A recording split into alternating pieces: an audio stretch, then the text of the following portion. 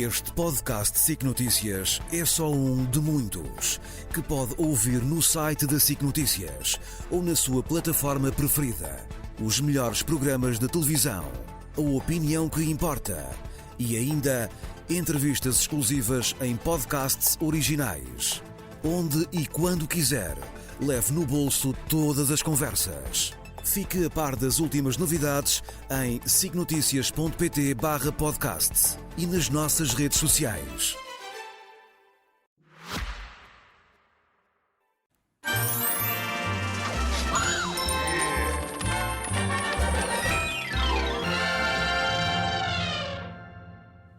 Bem-vindos a mais uma edição de Elefante na Sala, um programa dedicado aos efeitos da liderança de Donald Trump nos Estados Unidos e no mundo, com a Ana Cavalieri, o Luís Ribeiro e o Manuel Poes de Torres. Hoje começamos pela capacidade militar norte-americana. Envolvidos em várias frentes, há uma pergunta cada vez mais relevante: até onde conseguem ir os recursos norte-americanos? Boa tarde aos três. Manuel, começo por ti. A Ucrânia, a guerra com o Irão aumentam a necessidade de sistemas de defesa antiaérea. Estamos perante uma falta pontual de armamento ou um problema mais profundo de capacidade militar dos Estados Unidos? Ora, muito boa tarde à mesa e a quem nos segue em casa. Os Estados Unidos, neste momento, o que utilizaram foi capacidades que estavam preparadas para um assalto e para uma operação militar. Os Estados Unidos, publicamente, têm uma quantidade de mísseis, de armas, de plataformas, de sistemas de guerra. E depois existe a chamada reserva estratégica, que não é conhecido de ninguém para lá dos Estados Unidos da América. Portanto, quando nós falamos na falta de capacidade balística dos Estados Unidos, a nível de Patriots, a nível de SM-3, ou SM-6, ou THAADs, ou Tomahawks, ou outra capacidade balística qualquer, nós estamos sempre a falar da capacidade pública. Porque os Estados Unidos continuam a ter, e sempre terão, a capacidade estratégica de derrotar qualquer adversário no planeta Terra. E até hoje, o que está provado é que, do ponto de vista da sustentação operacional, os Estados Unidos têm dificuldades no Médio Oriente, face à degradação pública das reservas públicas de armamento que dialogaram com o mundo e que o mundo conhece. E existe, no entanto, para a defesa dos interesses americanos, para a defesa territorial americana, um outro conjunto de armamento e um outro conjunto de mísseis e interceptors que não são conhecidos. E, portanto, o problema dos Estados Unidos neste momento é a sustentação das operações. Garantir que vão continuar a fazer as suas operações contra o Irão, mas face às dificuldades balísticas, terão que escolher com prioridade que tipo de alvos atacar, que tipo de mísseis neutralizar e que tipo de flexibilidade colocar no terreno. Os Estados Unidos da América estão a consumir mísseis para avançarem os seus interesses, mas estão, neste momento, a explorar em profundidade estratégica os seus adversários. Qual é o problema número 1 dos Estados Unidos neste momento? Não apenas deter e fazer uma dissuasão ativa dos interesses iranianos na região, mas garantir que fazem uma dissuasão flexível da Rússia na Europa, e continuam a dizer aos europeus: o problema da Rússia é vosso, portanto os senhores têm que chegar à frente, têm que se envolver a vossa indústria militar, porque os Estados Unidos não podem controlar 3 teatros ao mesmo tempo, Médio Oriente, Europa e Indo-Pacífico, e enquanto fazem isto, têm que fazer uma dissuasão ativa da expansão da esfera de influência chinesa sobre a Indonésia, sobre as Filipinas e, claramente, sobre Taiwan. Os Estados Unidos não chegam para todos. E os adversários, para terminar, os adversários dos Estados Unidos sabem isto mesmo, o chamado CRINC. A China, a Rússia, o Irão, a Coreia do Norte. E eles sabem que os Estados Unidos, para serem derrotados, têm que ser divididos em múltiplos teatros. Porque os aliados NATO e os aliados europeus, esses podem falhar a qualquer momento, porque não vão garantidamente chegar à Ásia com o mesmo fulgor e com a mesma intensidade que os Estados Unidos poderão chegar. Portanto, dividir para conquistar, essa é a regra de ouro, e os Estados Unidos aqui vão tentar não cair nessa armadilha. Perante o que disse o Manuel, Luís, os Estados Unidos ainda conseguem estar em várias frentes sem enfraquecer nenhuma delas? Não conseguem.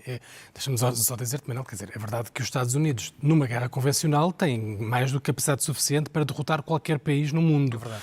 O problema é que as guerras não são sempre convencionais, como se provou no Vietnã, como se provou no Afeganistão, como se está a provar agora no Irão. Esse é o problema. Em relação à questão da capacidade militar e das munições, dos mísseis, ainda antes de começar a guerra do Irão, os Estados Unidos tiveram de trazer um sistema THAAD da Coreia do Sul. Portanto, a manta não estica, portanto, tem de tirar de um lado para pôr no outro. Não é ilimitado. Donald Trump, aparentemente, avançou para esta guerra primeiro ou pensando que era uma espécie de operação militar especial, como Vladimir Putin também achava na Ucrânia, e afinal não é, afinal é outra coisa, é uma guerra não convencional. E agora descobriu que os Estados Unidos não têm reservas ilimitadas. Não sabemos quais são as reservas que eles têm, efetivamente, as reservas estratégicas, mas não devem ser grandes, porque temos o Pentágono a pedir ideias aos militares, ideias criativas, para resolver a guerra no Irão.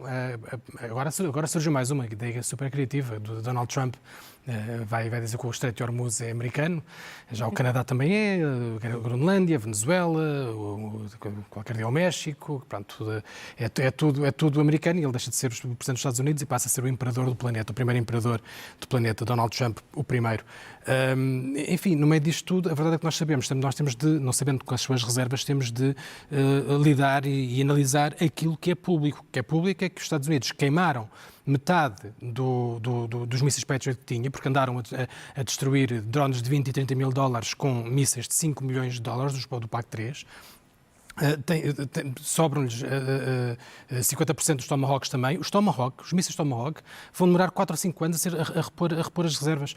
Isto é péssimo para os Estados Unidos, dá uma imagem que, quer dizer, o Irão aproveita, obviamente, agora está a fazer exigências que não fazia no início, porque acha que está no modo de cima e porque acha que os Estados Unidos não têm capacidade militar para voltar a fazer aquilo que fez nos primeiros 40 dias, que é uma campanha de alta intensidade. E nas frinjas temos a China, a Coreia do Norte e a Rússia a tirar notas com algum divertimento, diria eu. Ana, estamos aqui a conhecer ou a descobrir os limites do poder militar americano, ou de facto os Estados Unidos ainda estão muito à frente dos adversários, como defende aqui o Manuel? Eu percebo os pontos dos meus colegas. Relativamente à China e à Rússia, eu penso também que nós não devemos ser muito pessimistas relativamente àquilo que eles podem se estar a divertir com o teatro no Médio Oriente, porque a tecnologia russa e a tecnologia chinesa, que foi testada precisamente no Irão, falhou em termos de competitividade tecnológica com aquilo que foi a intensidade americana. Ou seja, aquilo que se provou relativamente aos sistemas de aviso precoce, sistemas de defesa antiaéreo, radares, que vinham principalmente da China e da Rússia e que alimentavam aquilo que era a tecnologia iraniana, falharam relativamente quando foi o confronto tecnológico. Isso não quer dizer que os americanos tiveram sucesso nos objetivos estratégicos a que se propunham. Nós sabemos as dificuldades em concretizar grandes vitórias militares de campanhas intensas, como for das primeiras semanas, e nós estamos a falar só dos Estados Unidos, mas Israel foi uma parte fundamental dessa campanha inicial. Não esquecer que Khamenei e os 40 generais de elite da Guarda Revolucionária não foram mortos pelos Estados Unidos, foram mortos pelos israelitas e pelos serviços de inteligência e informação que eles tinham recolhido provenientes da Mossad. Relativamente àquilo que os meus colegas estavam a dizer sobre arsenal, ambos têm razão. Por um lado, nós não podemos saber quanto é que os Estados Unidos têm em cada teatro de operações. Lá para casa, nós sabemos que cada teatro é gerido por uma central de comando. Por exemplo, no Médio Oriente é a CENTCOM, é liderada por Bradley Cooper, um almirante, e ele não vai saber, por exemplo, quanto é que o tipo de arsenal disponível na SOUTHCOM, que, por exemplo, está focada na América Latina e na América do Sul. Isto porque os americanos operam num princípio que é need to know basis, ou seja, cada líder militar sabe daquilo que em termos logísticos e daquilo que foi mobilizado para o seu purview, para aquilo que vai liderar, mas não saberá com certeza o que é que haverá noutros pontos operacionais, e isso significa que só muito pouca gente é que tem o clearance level, ou seja, que tem a capacidade, o nível de segurança de acesso a determinada informação, e se há rumores que existe uma determinada falta, esses rumores têm de vir numa alta esfera de liderança ou civil ou militar. Há muito pouca gente que poderá ter uma ideia da arquitetura geral. Relativamente aos Patriots e aos interceptores Patriots e THAAD, nós sabemos só por talvez duas razões. Não é saber a quantidade, mas sabemos potenciais limitações. Primeiro, aquilo que tem sido os constrangimentos de desenvolvimento de missão no Médio Oriente, ou seja, a única razão pela qual parece justificável os Estados Unidos não terem prolongado a campanha inicial e prosseguido um cessar-fogo em abril, foi provavelmente sabiam que não teriam interceptores suficientes para proteger as centrais de salinação e outras infraestruturas energéticas de aliados como a Arábia Saudita e os Emirados Árabes Unidos e essas infraestruturas, ao serem atingidas de uma maneira tão letal ou destrutiva, iria provocar um colapso económico e provavelmente humanitário, principalmente quando o tema é água, na região. E isso significa que nós também sabemos o processo muito complicado de produzir Patriots e interceptores Patriots e interceptores THAAD. Isto são sistemas altamente inteligentes e as empresas americanas que produzem dependem de várias outras empresas que asseguram uma produção, uma linha de produção e uma linha de abastecimento relativamente aos motores, relativamente aos semicondutores, relativamente aos minerais e terras raras para produzir esses semicondutores. Há uma rede de empresas e de linhas de abastecimento e de produção que é muito difícil reunir ao mesmo tempo. E desculpa, claro. Só nesse ponto, o mais frustrante disto tudo é que estes mísseis Patriot davam imenso jeito à Ucrânia, que é a única forma que a Ucrânia tem de destruir os mísseis balísticos com que é brindada quase diariamente pela Rússia, e andaram a ser utilizados, lá está, para destruir drones de 20 e 30 mil euros, os drones Shahed. Mas aí o que os americanos irão dizer é que a responsabilidade primária é uma Europa que há décadas quer basicamente ter os Estados Unidos como o grande responsável para desenvolver esta tecnologia de ponta, pensando que um país a 5 mil quilómetros de distância como é os Estados Unidos relativamente a nós e da Ucrânia ainda mais milhares de quilómetros estará, seria o único fornecedor desta tecnologia de ponta e não fez os investimentos. Há várias décadas que a Europa abdicou de basicamente sustentar a sua própria soberania territorial.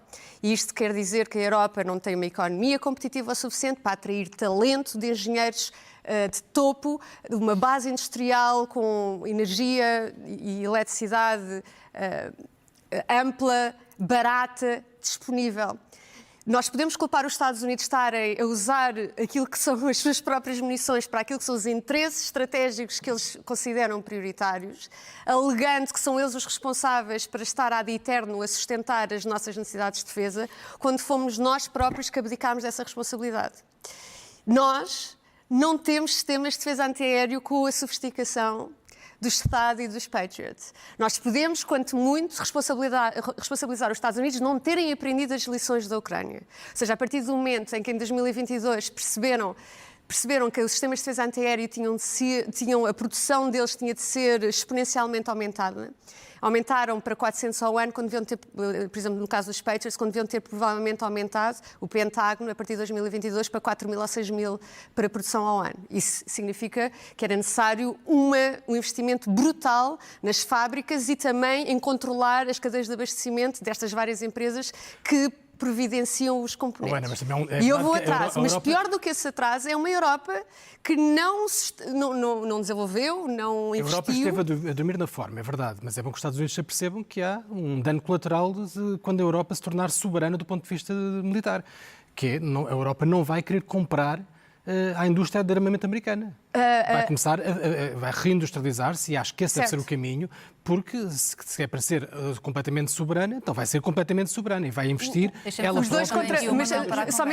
Os dois contra-argumentos americanos seriam, número um, a Europa tem um sistema financeiro, económico e regulatório que impossibilita a competitividade e o acesso à energia barata que seria necessário para lançar essa indústria que pudesse produzir à escala a componente militar ou o arsenal e os interceptores que seriam necessários para competir com os americanos. Por exemplo, com os e o segundo não competem com os F-35. Em segunda análise, e também não conseguem produzir a quantidade que seria necessária. E segundo, e isso é muito importante, a Europa precisaria de introduzir medidas proteccionistas. O que os americanos querem saber é, vocês europeus podem desenvolver a vossa indústria, mas então compitam com os nossos produtos. Se nós continuarmos a fazer melhores interceptores, se nós continuarmos a fazer melhores feito, por aviões. exemplo, Manuel, tem de o projeto Freia, por emancipar-se. exemplo, da Ucrânia com outros países. Já está a ser feito, já começou a ser E a feito. própria Ucrânia está a cooperar com os americanos. A Ucrânia em vai ser o tecnologia. motor desta Exatamente. E desta lá está. mudança, sim, sim. É o caso em que a competitividade, o engenho, a inovação, o talento ucraniano está Completamente. protagonista. Deixa-me incluir o Manuel, tem de Desculpa, emancipar-se nós a aqui- Europa. Isto é uma conversa deste muito tema. interessante, porque as duas visões estão corretas. Mas há um problema. Há um problema de dentro. Eu fiz planeamento militar para a NATO. Em 2013 já trabalhávamos nestas matérias. E havia aqui, já em 2013, um problema de análise política. O problema foi sempre político. E porquê que foi político? Porque as nações tinham um mandato de 5 anos para planear as defesas para o futuro, para se ganhar a guerra do futuro. Em 2013, o objetivo da NATO era tentar suprimir ameaças assimétricas na Europa, terrorismo. Estávamos numa guerra perpétua no Iraque e no Afeganistão, de má memória, Afeganistão de má memória, mas na altura do planeamento foi lembrado pelas chefias militares de todos os chefes militares da NATO, foi lembrado aos representantes políticos das diferentes nações que havia uma necessidade de desenvolvermos novas capacidades balísticas, antiaéreas, porque a Rússia estaria a desenvolver o chamado A2AD. E o A2AD é uma bolha, porque é uma bolha que protegia diferentes centros de comunicação, diferentes centros políticos de decisão, e a Europa não estaria, nem a Europa nem os Estados Unidos estariam preparados para dar esse salto tecnológico. Porque o objetivo estava no comando e controlo, porque havia uma assimetria de modernização entre o poder decisório e a capacidade de comandar com conhecimento do lay of the land, com conhecimento sobre o teatro de operações. Na altura, a direção era outra. A direção era sobre o conhecimento C4 e SR de todo o território. O objetivo era sustentar capacidades e treinar forças NATO para derrotar forças assimétricas. Na altura, e isto devia ter sido feito há mais de 10 anos atrás, os analistas, eu incluído, olhávamos para o teatro das operações e para a ameaça futura como ameaças assimétricas e não como ameaças simétricas, como hoje estamos a ver. A diferença é que uma ameaça assimétrica é composta por insurgentes, é composta por terroristas, é composto por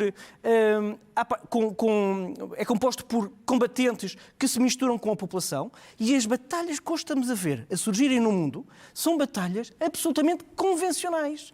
Blindados contra blindados, mísseis contra mísseis, aviões a tentar controlar o espaço aéreo. E drones contra drones. E drones agora. contra drones agora. E em 2013, em 2012, em 2010, a leitura que foi feita e a projeção do futuro, a leitura não estava correta. Como é que poderia estar quando nós pensávamos que estávamos a entrar no fim dos tempos, no fim da guerra, e que a guerra não voltaria ao teatro europeu? Portanto, o resultado da falta de industrialização, o resultado da falta de competitividade, o resultado da falta de política e de estadistas à altura, está numa coisa só. Falta de visão, falta de estratégia e falta de capacidade de integrar opiniões e análises fora da caixa. E vou-lhe dizer uma coisa. Todos os Estados na Europa e nos Estados Unidos têm uma secção de desenvolvimento estratégico que produzem análise do futuro. Não é futurologia. É análise científica sobre grandes probabilidades e tendências que podem modificar o mundo de amanhã. Todas as nações o fazem. Portugal também incluído.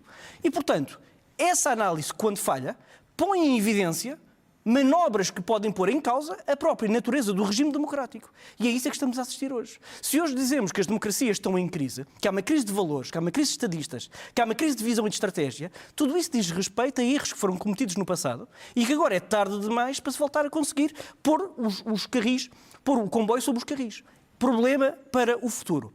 Tomada de decisão rápida, sem pensamento, leva normalmente ao erro. Os Estados Unidos da América, independentemente daquilo que possamos achar de Donald Trump, estão a fazer aquilo que precisam de fazer para continuarem a assumir-se um potentado militar e político no mundo. Não quer dizer que vão conseguir fazer. Muito Ou que estejam a provavelmente. fazê-lo bem. Mas isso é uma leitura que nós fazemos. Mas eles, neste momento, fazem aquilo que acham que têm que fazer. E isso, as considerações ficam para cada um. Mas a verdade é que os Estados Unidos vão continuar a apoiar uma visão militarista, cada vez mais. O mundo está cada vez mais desagregado do que unido e estamos a caminhar para um momento em que vamos ter que fazer alianças. A Turquia começou a fazer alianças, bem ou mal. O Paquistão, pois. Exato. O que também, O também é Egito. revelador da fraqueza dos Estados Unidos neste momento. E revelador Eu da tenho fragmentação uma opinião diferente e revelador sobre- da sim, fragmentação da influência dos Estados Unidos e da NATO no Médio Oriente, particularmente com a Turquia, porque nós sabemos que no interior da NATO existem fraturas profundas entre alguns membros, nomeadamente entre gregos e turcos. Mas esta mudança de estratégia dos turcos mostra muito bem que a Turquia não está a dormir, sabe que não pode contar com os Estados Unidos para tentar deter influências israelitas na região e por isso mesmo comanda agora com o Paquistão uma nova frente que vai contra os interesses dos Estados Unidos na região. Portanto, isto só ajuda os adversários dos europeus, os adversários dos Estados Unidos, que querem promover estas discórdias e estas fragmentações no interior do bloco unitário. Por falar em discórdias, Ana, estavas a dizer que não concordavas? Só sobre um ponto muito específico. Eu estou a concordar com o que os meus colegas estão a dizer. Relativamente à Turquia, a Arábia Saudita e o Paquistão, se as pessoas entendem essa aliança como garantias de defesa coletiva, isso não é verdade. Não é. Nós sabemos que esses players têm já tratados bilaterais de garantias de segurança e mesmo a Arábia Saudita tendo sido atacada muitas vezes pelo Irão, ninguém foi socorrer a Arábia Saudita, nem houve nenhuma coordenação de resposta. Tem um simbolismo Mais claro. do que simbólico, na minha perspectiva, é um posicionamento diplomático. Eles querem, no fundo, alinhar aquilo que será uma postura diplomática para contrabalançar outros players diplomáticos que são muito influentes na região e muito influentes para com os Estados Unidos, nomeadamente o Qatar, Oman e o Egito, que de forma muito interessante ficou de fora desta aliança. Pelo que Já pediu para entrar. Pois. A componente americana, também. a componente americana aqui é importante, porque no fundo esses três querem assumir uma posição de força de mediador diplomático, possam dizer a Trump, ou pressionar Trump, nomeadamente contra interesses potencialmente preferíveis, de preferência para os israelitas, daquilo que seria o futuro estratégico da região. Relativamente aos outros pontos que estavam a referir, eu sou dura na avaliação que eu faço dos políticos europeus, mas também remeto as decisões que eles fazem àquilo que eles sentem que o eleitorado europeu estará preparado para apoiar ou não. Eu penso que a avaliação, mesmo de políticos que quisessem aumentar ou modificar aquilo que são os investimentos, não só no complexo militar, mas naquilo que seriam as grandes alterações de competitividade económica, política industrial, política energética, sentem que para fazer esses investimentos teria de haver uma revolução naquilo que nós entendemos como Estado Social na Europa. Nomeadamente aquilo que é o papel público do Estado em áreas como a educação e a saúde. E eu penso, e é por isso que eu não sou assim tão talvez exigente com líderes europeus, eu penso que eles sentem que o eleitorado não os iria perdoar ou os iria punir por fazer esses investimentos antes de sentirem a urgência da necessidade desses investimentos. Mas eu penso que agora, talvez agora, exatamente, mesmo agora com o que se passa... Mesmo assim, continuas a ver o discurso público de grande parte, enorme parte do eleitorado mas agora vamos tirar dinheiro à educação e à saúde para pôr na guerra. Mesmo agora não se sente... A Rússia está em cima de nós. Nós sentimos o bafo quente do Vladimir Putin já no leste europeu. E mesmo assim continuamos a assobiar para o lado, dizer nós não vamos agora estar a investir em mísseis quando temos a investir em escolas. Eu também gostava muito, mas nós não vivemos num mundo de fantasia, nós vivemos no mundo real. E o mundo real tem a Rússia aqui ao nosso lado, que é uma ameaça verdadeira. E lá está, eu concordo completamente. Os políticos apenas fazem aquilo que os eleitorados lhes mandam fazer. Portanto, eles querem ser eleitos. Se houvesse um governo que dissesse vamos agora investir a sério na defesa de um momento para o outro, perdia as eleições seguintes imediatamente. E esta pressão internacional acontece quando os americanos se preparam para as eleições intercalares de novembro. Esta semana tivemos novas primárias nos democratas e nos republicanos. Como é que avalias, Manuel, o impacto do conflito no Irão, das relações com Israel, Benjamin Netanyahu, que podem ter nas intercalares e, sobretudo, na presidência de Donald Trump? Eu, francamente, não espero muitas surpresas das intercalares. Penso que a leitura está mais ou menos traçada, independentemente dos polos, das sondagens, da queda de popularidade de Donald Trump, os destinos estão mais ou menos traçados. Importa mais compreender como é que esta guerra, e em função desta guerra, as primárias, em alguns partidos, em alguns estados, que efeitos vão ter no seio da transformação política ou institucional no Partido Democrata. Porque é disso que se trata. O Partido Republicano, os dados já estão lançados, nós conhecemos bem a estrutura e o pensamento MAGA contra os republicanos mais moderados, John McCain, etc., as linhas duras clássicas. Mas no interior do Partido Democrata as coisas estão um bocadinho mais complicadas. Se nós olharmos para o estado de Michigan, quem ganhou as primárias foi El Said, contra o candidato apoiado pela AIPAC. Isto é surpreendente. O candidato com 30 milhões de dólares na sua campanha para as primárias, Haley Stevens, sim. perdeu.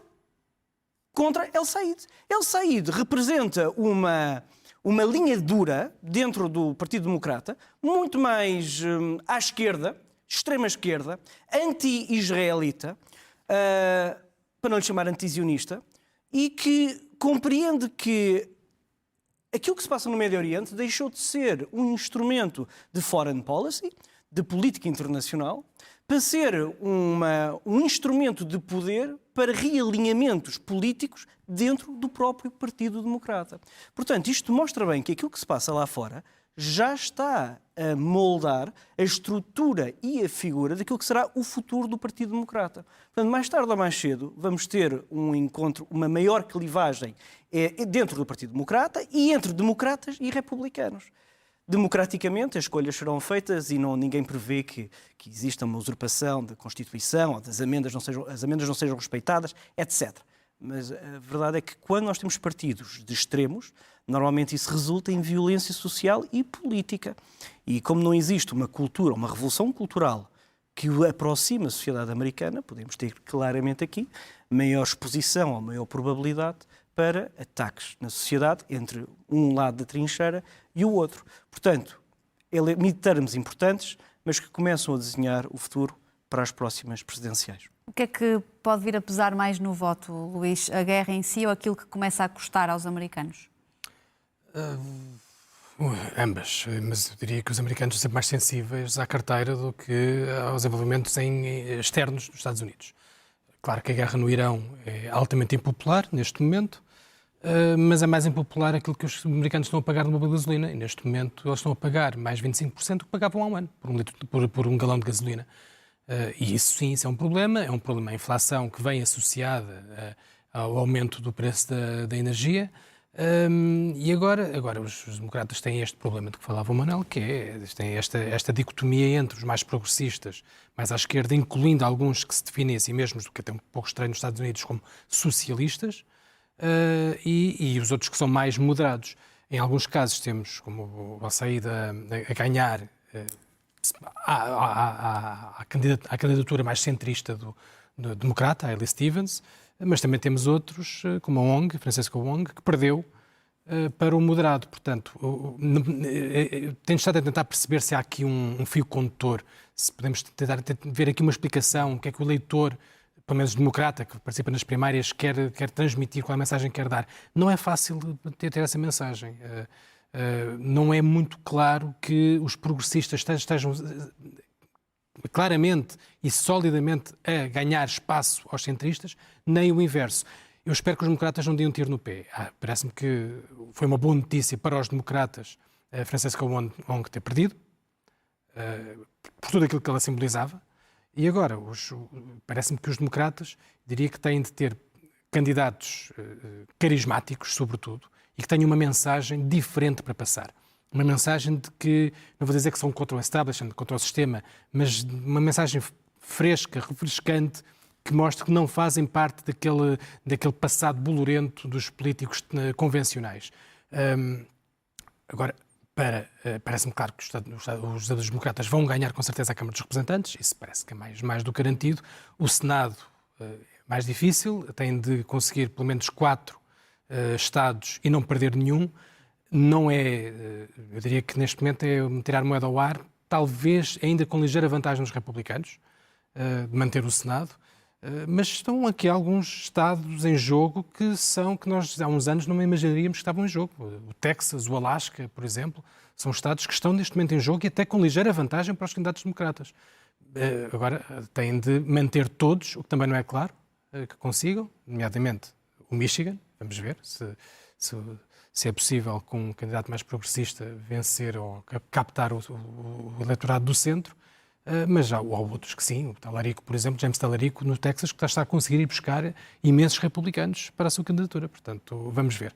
Ana, perante estas primárias, quem é que tem mais razões para estar preocupado? Donald Trump ou os democratas? Donald Trump, até por uma razão histórica. Normalmente o presidente ou o partido do presidente perde as eleições intercalares porque quem está mais incentivado a sair de casa e ir votar são as pessoas que querem, no fundo, demonstrar o seu descontentamento com as políticas ou a situação do país.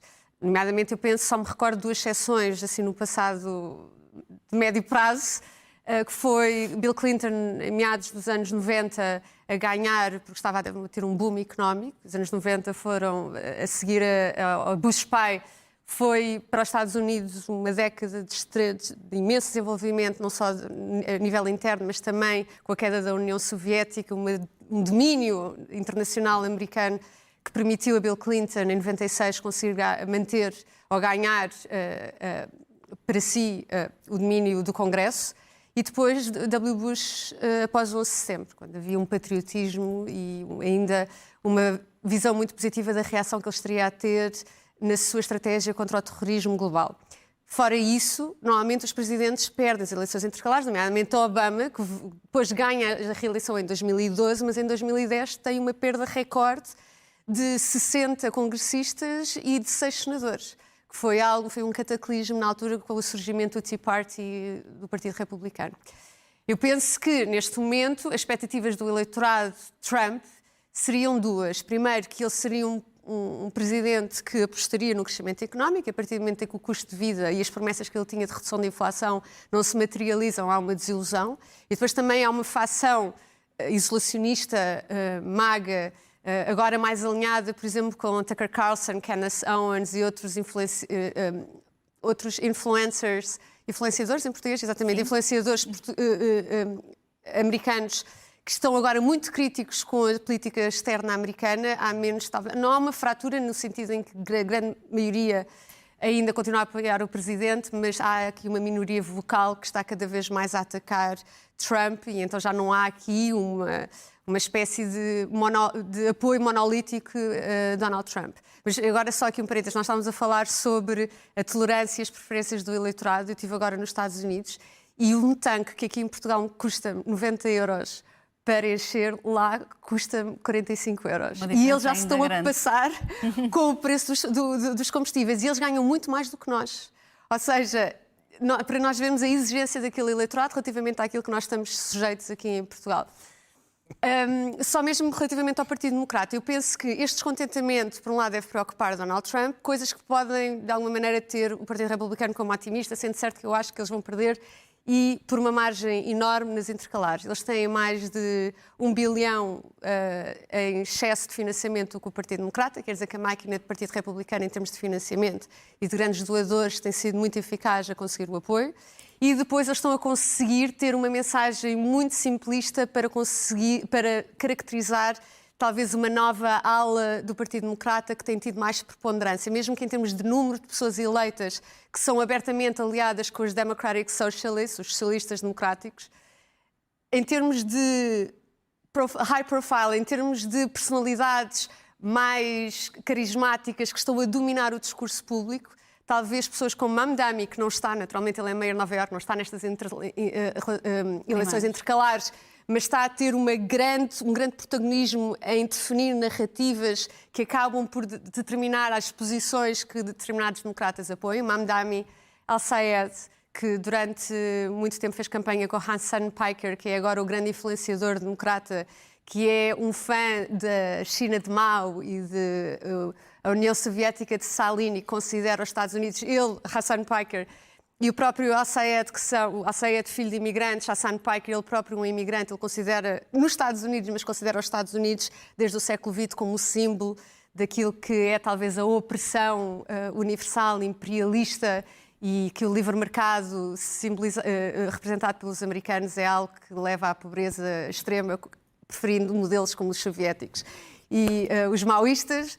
E essas associações, essas narrativas têm uma facilidade em depois os republicanos em caracterizar os democratas como caindo progressivamente, talvez numa ideologia mais radical. Sendo certo que, relativamente à imigração, relativamente a determinadas políticas identitárias, é a minha avaliação que os democratas já há muito tempo divergiram daquilo que era a mensagem centrista, por exemplo, propagada por Bill Clinton nos anos 90. Na questão da imigração e na questão daquilo que foi os anos 2020, 2021 e 2022, o discurso identitário neomarxista, pós-modernista, adotado pelos centristas democratas, era bastante radical, o que significa que mesmo se determinados candidatos, em nome não fazem parte da ala radical dos Democratic Socialists, quer dizer que o Partido Democrata em si está a negociar cada vez mais com essa ala e a pender em determinados pontos fundamentais da sua plataforma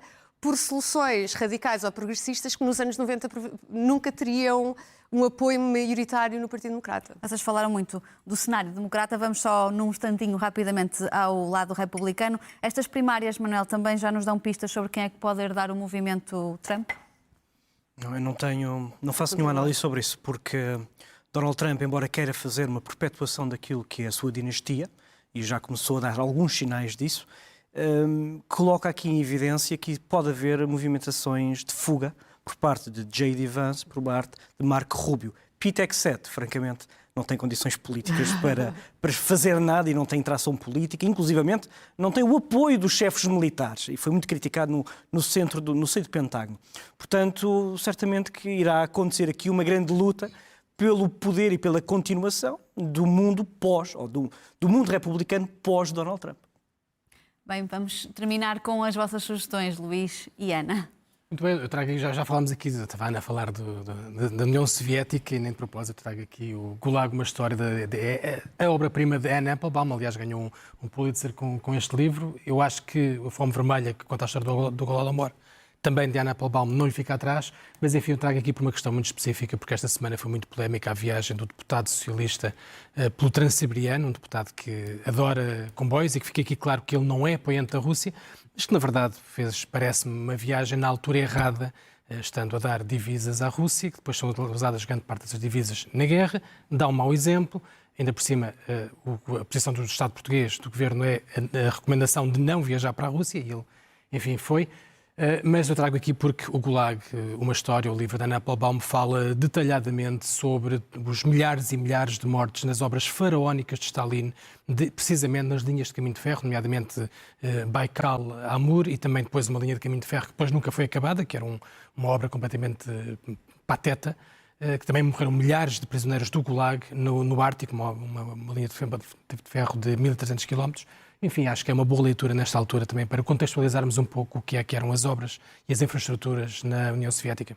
Acho que a tua sugestão já está a ser aqui cobiçada pelo teu vizinho de painel. Está a ser cobiçada também por mim, porque isto é uma grande sugestão. Ana, vamos à tua sugestão. Eu penso que quem acompanha de perto as eleições americanas já conhece muito bem Nate Silver. Ele é um especialista em sondagens e ele, todos os anos, quando há eleições, publica uma plataforma que reúne não só as sondagens, mas depois ele interpreta. E ele é uma fonte que é de confiança, para mim é neutro na sua análise. E então ele acabou de lançar esta semana a sua plataforma para as intercalares. Para quem quiser ir fazer uma análise das sondagens que estão a sair de Estado a Estado, mas depois também uma análise mais geral sobre qual é a opinião de Nate Silver sobre como o Congresso poderá cair, ou seja, a Câmara dos Representantes e o Senado, cair no controle de determinado partido, eu penso que esta plataforma vai ser muito útil e tem um nome giro, que é Flipper. É assim que nos despedimos. Bom domingo aos Muito 13 obrigada. e assim Obrigado. fecha mais uma edição de Elefante na Sala. Este podcast SIC Notícias é só um de muitos que pode ouvir no site da SIC Notícias ou na sua plataforma preferida. Os melhores programas de televisão, a opinião que importa e ainda entrevistas exclusivas em podcasts originais. Onde e quando quiser, leve no bolso todas as conversas. Fique a par das últimas novidades em sicnoticias.pt/podcast e nas nossas redes sociais.